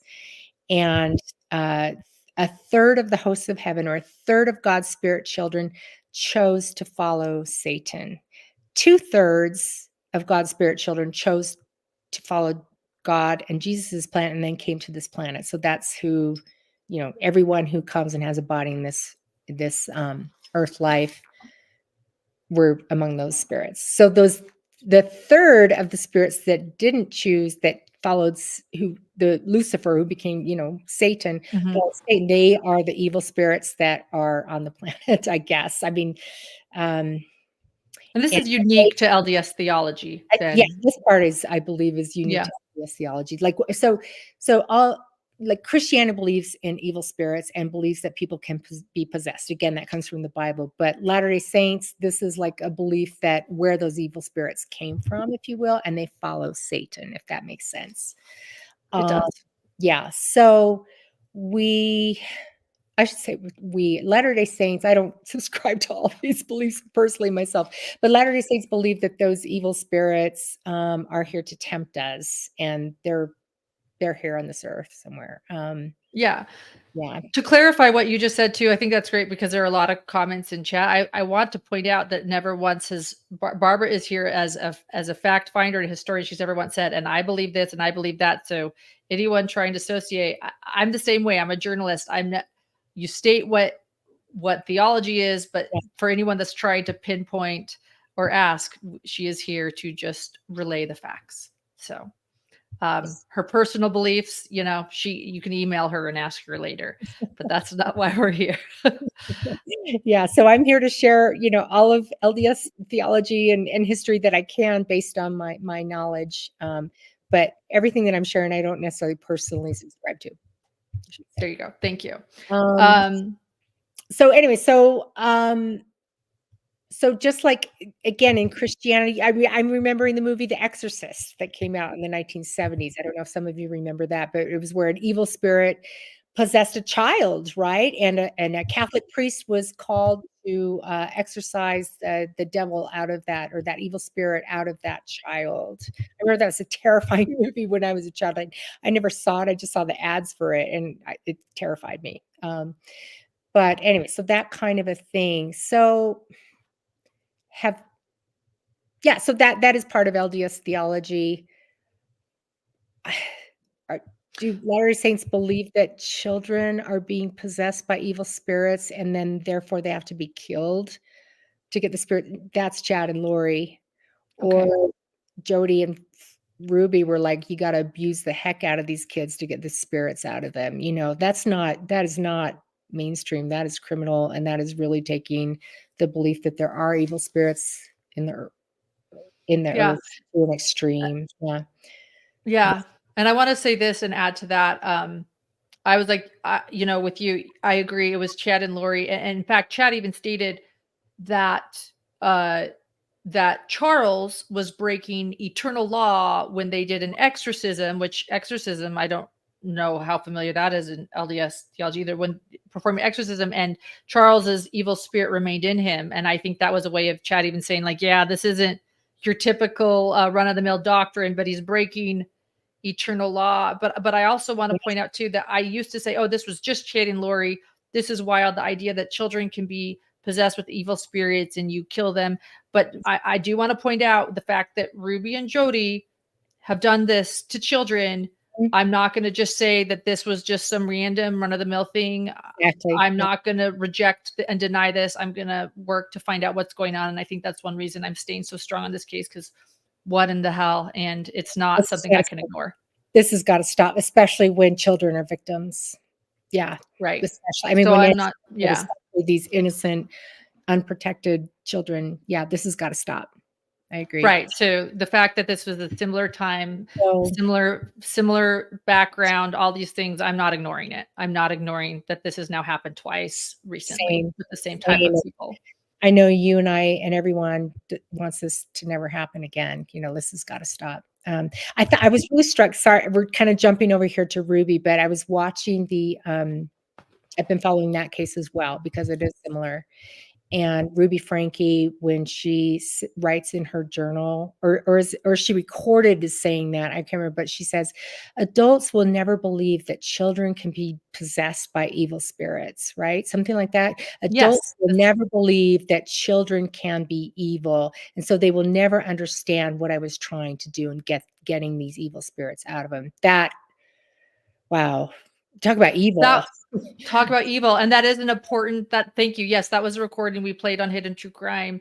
And it also implies, it implies her belief system is frightening and that she is high risk, as you know, my husband has pointed out as a criminal psychologist, that it's her belief system that's the problem. She believes that children can be evil. But additionally, it's interesting because she does seem to believe that no one else is going to believe her. In other words, she comes from the church of, she knows she comes from the Church of Jesus Christ of Latter-day Saints, and this is not a regular belief, but it's clearly a fringe belief she's believing. Well, it's the opposite. I mean, Latter-day Saints believe that children are innocent and that they're incapable of even sinning until at least the age of 8. The Latter-day Saints do not baptize children until they reach the age of 8. That's the earliest that a child is baptized. They're not baptized as babies in the LDS Church, because LDS call it the age of accountability, and it's when you reach only when you reach the age of 8 that you're able to even discern between right and wrong and make choices between what is right and wrong. And so the baptism doesn't occur until 8. And so, yeah, and it says in the Book of Mormon, little children are innocent and have no need of baptism. So again, that's where Lori and Jody and Chad and Lori were just not even close to following LDS theology. Yeah. Okay. Thank you for sharing that. This is a good question. I think that maybe we should touch on, because we're talking about repeat crimes and we're talking about history repeating itself, and we can't deny that we are talking about a lot of LDS criminals tonight. And so it's saying, could you touch on why LDS members are susceptible to these extreme beliefs in end times? Thank you for this topic. Yeah, absolutely. And that's a great question. Thank you for it. So I don't know if you're here in the beginning of the show, but we were talking about when the church was established in 1830 by Joseph Smith, who was the founding prophet leader of the Church of Jesus Christ of Latter-day Saints. There was a strong belief that Jesus was coming soon, his return to the earth to usher in the millennium. And the end times were coming very soon. So that was part of the foundational beliefs of the church. And so I do think it's the reason why many Latter-day Saints, I keep using the term garden variety. I don't know if I want to use mainstream. It's a good one. But a lot of Latter-day Saints, most like you and me, like I have a job. I'm putting my kids through college. I have a home.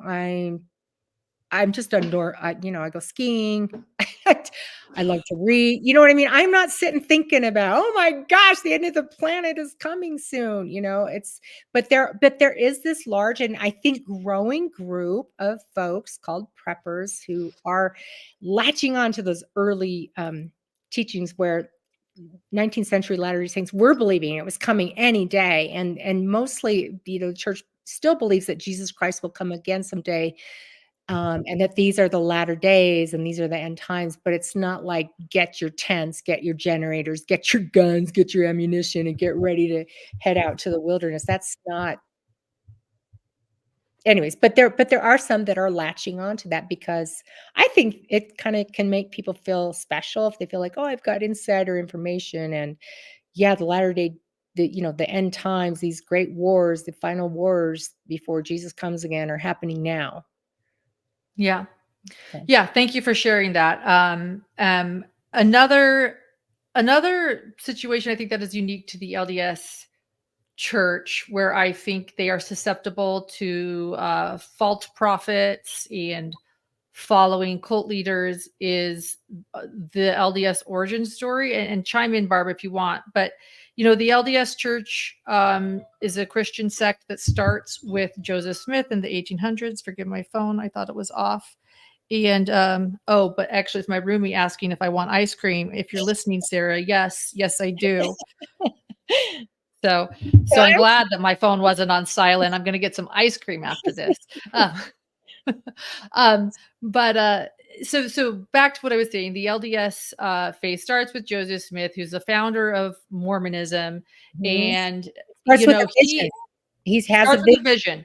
He has a vision, but God and Jesus Christ, and it says that God's authority had been taken from the earth, and he is here to restore the truth to latter-day saints for the last days, the latter days.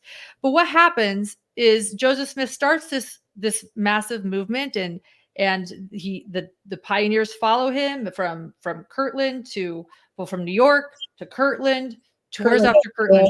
Kirtland, Ohio to Nauvoo, Illinois. No, he never gets to Missouri, Carthage, Missouri, Illinois, and then what becomes Utah. Yeah. What becomes Utah? And spreads out there. Yeah. Thank you. This is why I have you here.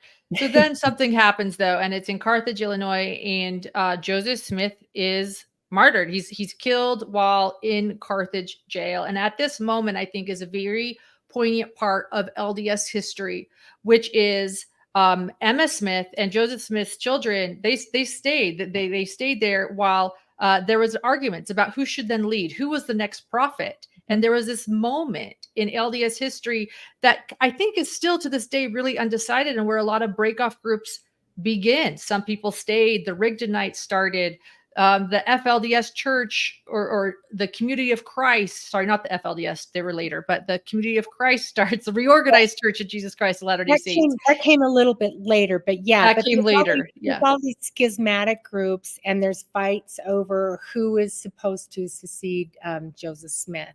The main body of Latter-day Saints decide to follow Brigham Young, who was the president of the Quorum of the 12 Apostles, which I talked about before.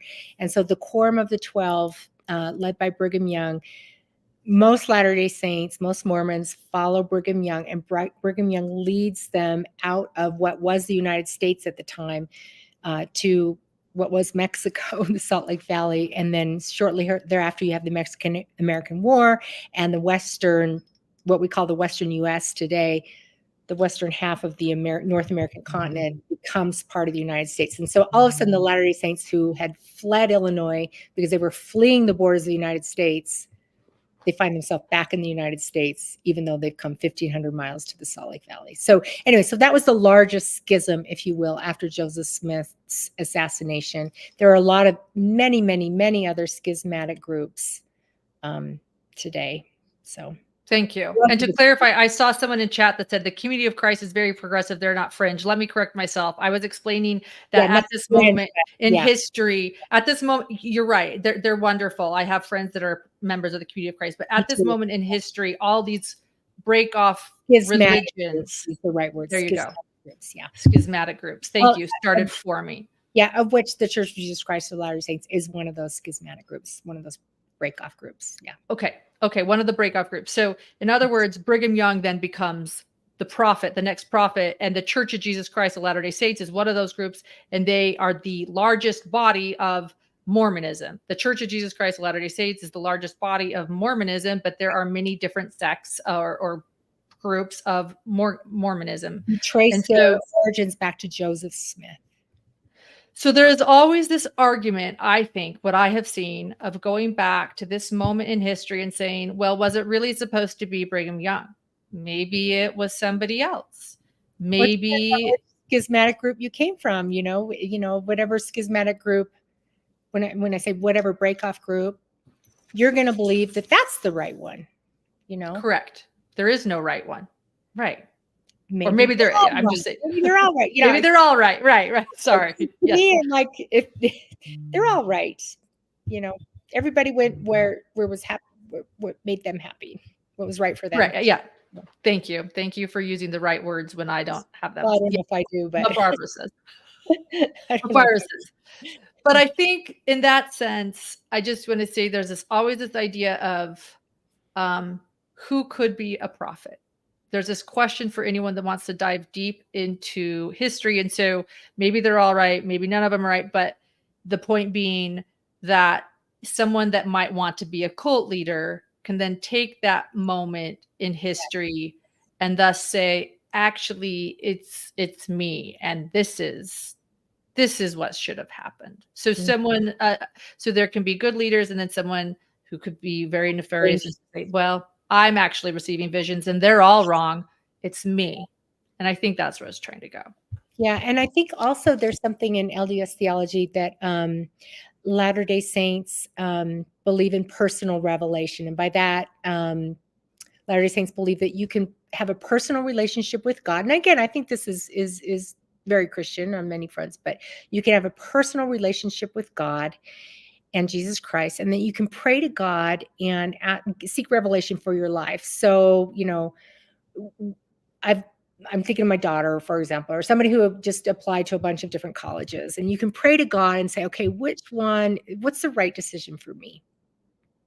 That receive that personal revelation. So that's like kind of the normal way people see it is like, I think I want to marry this person. Is this a good decision? Or should I take this job opportunity or that job opportunity? Pray about it and receive that personal revelation from God. And then, but I think because of that belief, and this is throughout church history too, you see it a lot. And I think it's happening today. It's like, oh, well, I receive personal revelation. Where it gets dangerous is when it's like, I receive it for me, like, and for you, Lori, and you were my wife. You know what I mean? Like, yeah, or, you know, but again, but church leaders, top church leaders, you know, profess to be prophets, seers, and revelators that receive revelations for the church. So again, that's very much a part of LDS theology. Thank you. Thank you. There are so many things to still talk about, and you have been here for so long, and we are just so grateful for your time. Thank you for everyone that has been here so far too. We have over 3,000 people watching. I told you, Barbara, I've been talking to her about doing this for a while. I was like, this is just a question I can't answer on my own. I can't do this on my own. Is there anything else you feel like? There are so many other things that you and I have talked about. Do you feel like there's something else that you want to touch on that's of importance that we didn't get to? And I'll kind of scroll some questions that I starred to. Yeah, kind of like how we started. We talked about the dangers of extremism.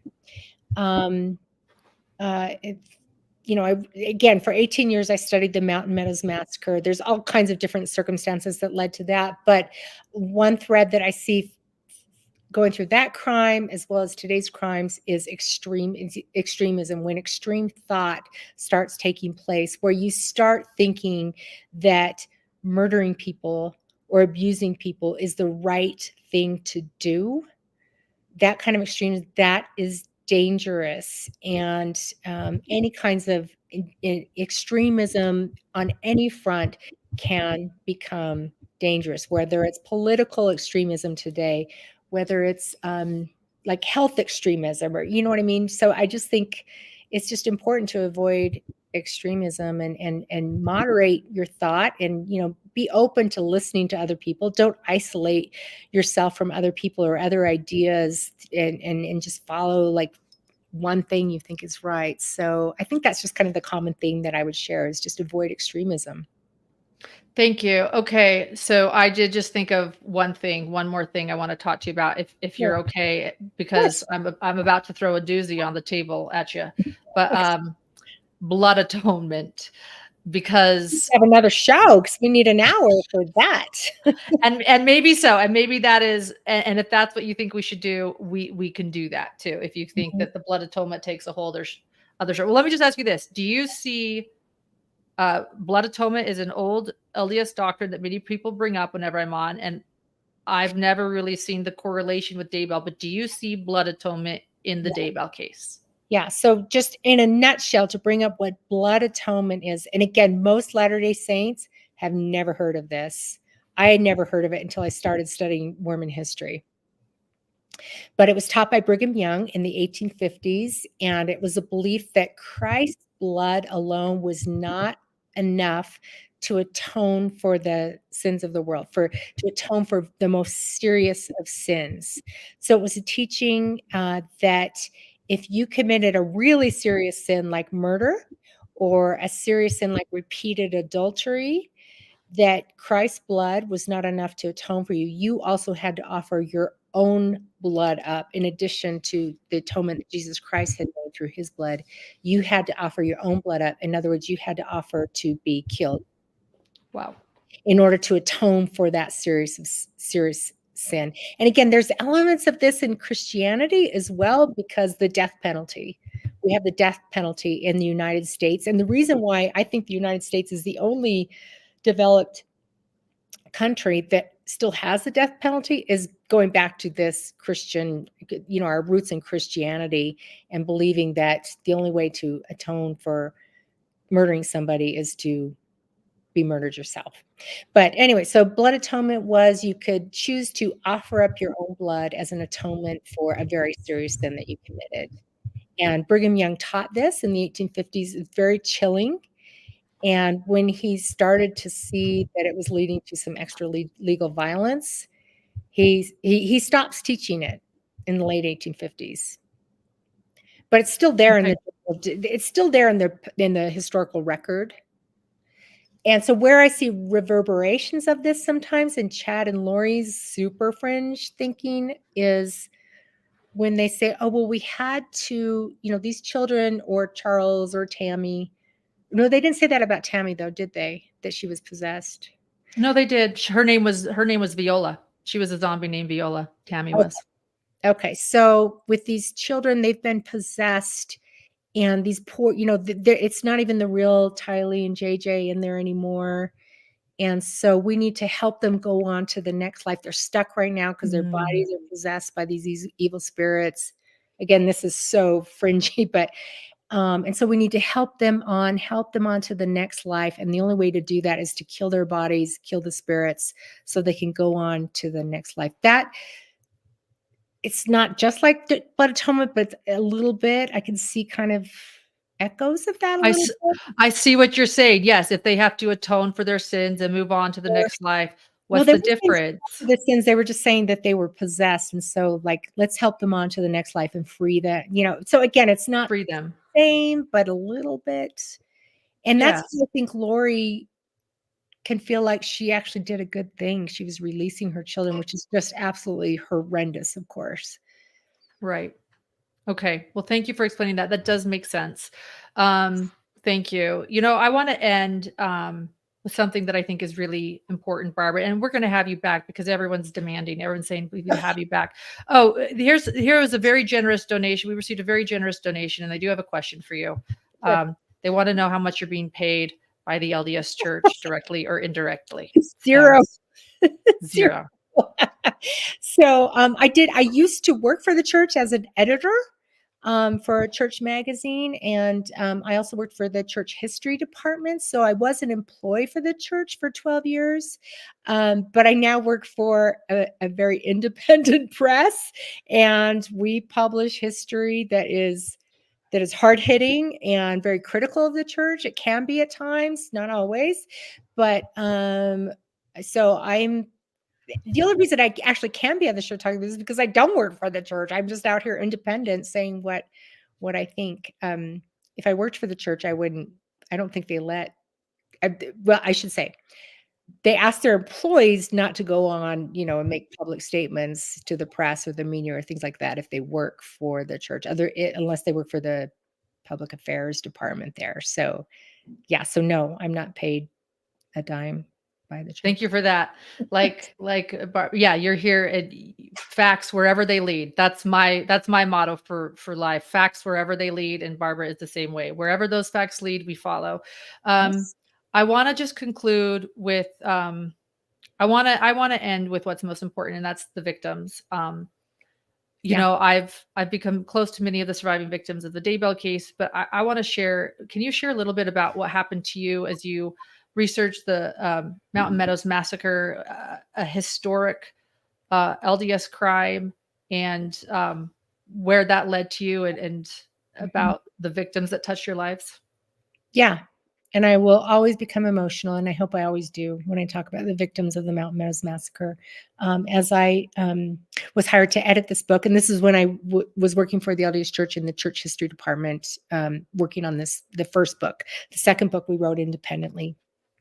But as I started working and delving into the sources, and just like you, Lauren, reading every historical source I could, trials, witness statements, trial transcripts, everything I could, I was just horrified. And as horrific as it is to learn about JJ and Tylee, Tammy, and others, I was reading about the brutal murder of dozens of children and women and men. And it was horrific for me. I had 2 little girls at the time. And so I was thinking of myself as a mother, and how those mothers weren't able to protect their children, and me, that could have been me with my little children. So I wanted to meet descendants of victims and reach out to them. And I didn't know this at the time, but when I started to meet them and just tell them how sorry I was for what had happened to their ancestors, to their family, I was amazed at their reaction. Tears, and I would cry. We would be hugging, and they would just say, "Thank you. Thank you for just saying that. And thank you for telling the truth about what happened to our ancestors, to our victims in our family." And when I experienced that, started meeting family members of the victims, I know you relate, Lauren. When I started meeting family members of the victims and just telling them I was sorry, I started to feel better. I started to get over the PTSD-like symptoms I was having. I was having horrific nightmares.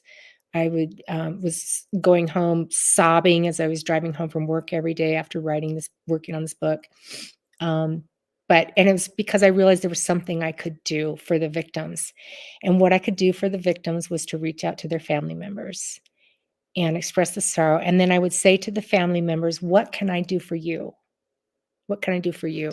And they would say, tell the story, tell the truth, tell the story about what happened to our family members. And spread it far and wide. And so I'm always so honored anytime I'm asked to speak about the Mountain Meadows massacre and tell the story. And then they said, and then make sure that the land at the Mountain Meadows, where the remains of their ancestors still lie in graves there, make sure that that land is protected. It's never developed. And so working with church leaders, we worked with these descendants groups and reached out to the federal government, and together sought National Historic Landmark status for the Mountain Meadows.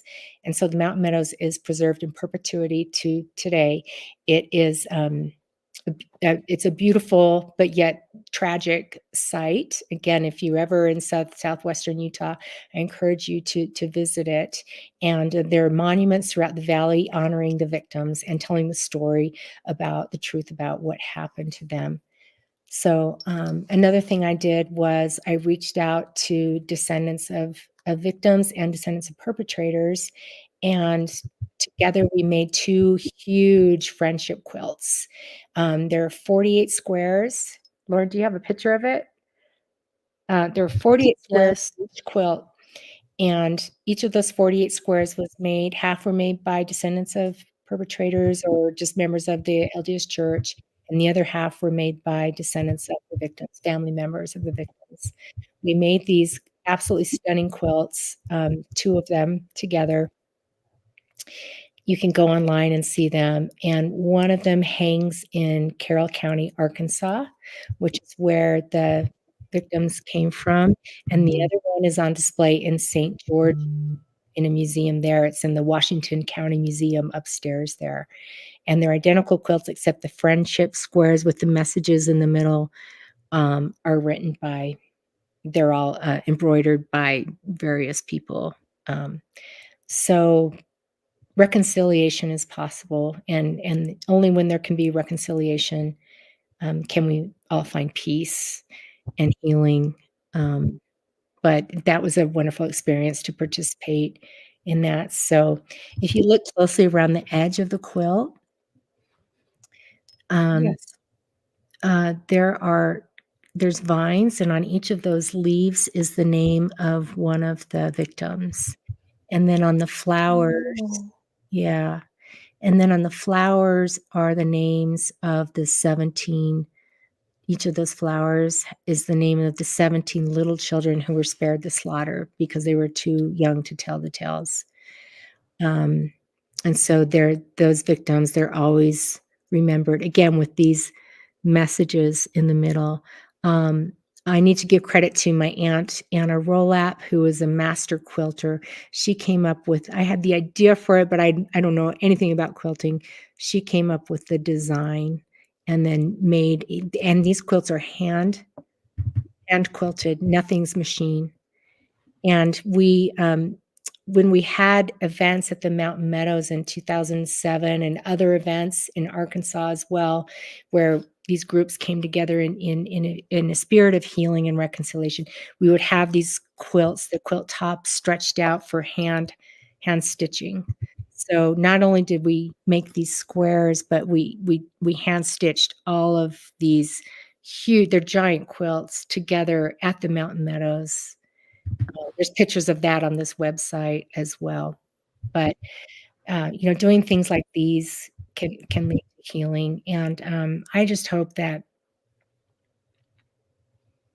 the families of JJ and Tylee, and Tammy, Charles, they can have the same kind of healing. You never forget, and the pain will never go away, of course, and it shouldn't. But I just hope that they can have healing. And I think, Lauren, just watching you and your relationship with the Woodcocks, JJ's grandparents, for example, I see so much healing that you've done. And so I just want to commend you for what you're doing for this modern crime. Thank you. Thank you. Thank you for sharing. No, thank you. It is. And I think it also shows how crime can reverberate for generations too. Yeah. You know, that this historic crime, that there still needed to be apologies. There still needed to be forgiveness. There still needed to be reconciliation. I think it shows also how important, like, it reverberates for generations and generations, and it never ends. It never ends. And it's not just a one-time event. You do this, the healing's done, it's over, we move on. It's just, it needs to be constantly done. And there's so much healing that needs to be done in our country. When we look at our history of we enslaved millions of people in this country, the genocide and the massacres of Native Americans in this country. So I think that we're coming to a time where we're realizing that intergenerational trauma needs to be healed from these kinds of crimes. They need to be stopped, and then the healing needs to continue. Yeah. This thank you from MK, by the way, at the very beginning of this, at the very beginning, I started. She said, "Thank you for this one," but look at what she wrote 2 hours ago. 4th-generation survivor here. We were very mistreated going to the monument, which was mysteriously knocked over at the time. It was terrifying. But she's saying thank you. But sorry. Yeah. But thank you, MK. We're so glad that that you needed this, and that, you know. Yeah, that monument has been fixed. It did fall over, but it's up again, and it's in good shape and being so well maintained. And I encourage you to come back to the Mountain Meadows. There's many new monuments that have been made in conjunction with people in Utah and descendants of the victims. So yeah, and thank you for recognizing. I have felt a kinship and a bond with Barbara, truly, as I've learned how I haven't been able to let this case go. And since the day I saw it come down, and you've helped me sort of process that too, why. And I just want you guys to know that the reason, the biggest reason I am here for Chad Daybell's trial, away from my family, is truly to bear witness, as John, my husband, explained at our last podcast. Like, I just need to be here. And I had the honor of even going to brunch today with Vicki Hoban, Tammy Daybell's. And I think she'd be okay if I told this story. But at brunch, someone recognized me, and they came up to me and they said, "Oh, I watch you on YouTube." And I was quick to say, "This right here, this is Tammy Daybell's aunt." This, because that's who this is about. That's right. Yeah. And I pointed that out, and I said, this is Tammy Daybell's aunt. And the woman actually got teary-eyed, and she said, "It's been a long time, but justice is coming to Vicki." And that meant so much, because that's what I want to see happen. And it is so important to join together and always put the victims first, and just remember. And I just want you guys to know that is why I'm here too. We can't take back what happened. It is going to reverberate for generations. This is going to be a crime that is never, ever forgotten. But more importantly, JJ and Tylee and Tammy will never be forgotten. And that's what's most important. Exactly. And like with my book, I'll just tell you all, I make $1.50 a book. I don't make any money on this book. But why I want y'all to read it is to make sure the victims of 1857 are never forgotten too. Yeah. Thank you. Yes. And we have, your book is incredible. So thank you. Thank you for your research and for caring. And thank you for being here tonight for well longer than I told you it was going to be. So we'll have you back for a full episode on blood atonement. Everyone's like, what? I'm like, okay, yeah, you're right. Yeah, I'll come back. Okay. Thank you, everyone, for being here. Thank you. And we'll see you Monday. Thank you for subscribing and joining. And we'll be on this trial journey every step of the way. Thank you, Kathy. We'll see you. Bye-bye.